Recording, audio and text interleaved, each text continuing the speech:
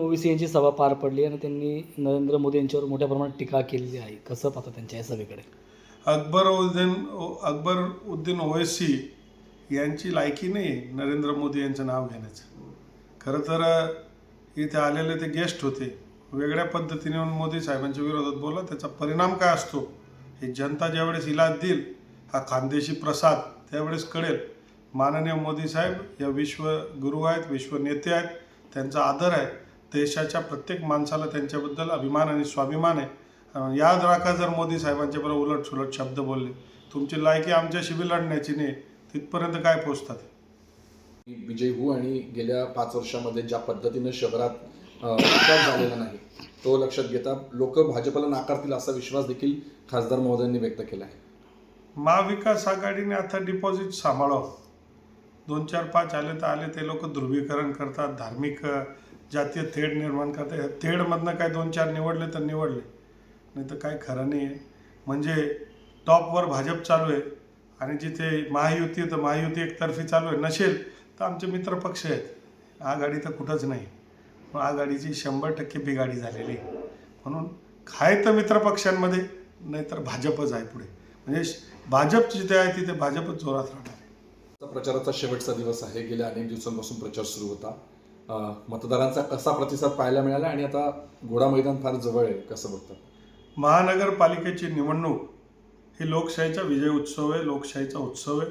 याच्यामध्ये सर्वात पहिले आपल्या सगळ्यांच्या वतीने सर्वांनी मतदान करावं असं मी आपल्याला नम्र विनंती करतो. मतदानपेक्षा काही महत्त्वाचं नाही, बाकी सगळं थांबेल. पण 5 वर्षामधला हे आपली जबाबदारी, वैधानिक जबाबदारी आपण सगळ्यांनी निभावली पाहिजे असं मी आपल्या सगळ्यांना विनंती करतो. आणि मतदान करत असताना जे वातावरण धुळ्यामध्ये, तेच वातावरण मुंबईमध्ये सगळीकडे भारतीय जनता पार्टी, महायुती, इथे आमच्या धुळे आम्ही स्वतंत्र लढतो आहे म्हणून भारतीय जनता पार्टीच्या कमळला मतदान करा ही विनंती करतो. आणि मुंबई हिला 35 वर्षानंतर मुक्त श्वास घेऊ द्या.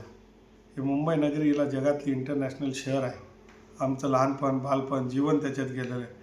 आणि मग आम्हाला अपेक्षा आहे यावेळेस मुंबईच्या महानगरपालिकेवर महायुतीचा, भाजपचा भगवा फडकेल हा 100% विश्वास आहे.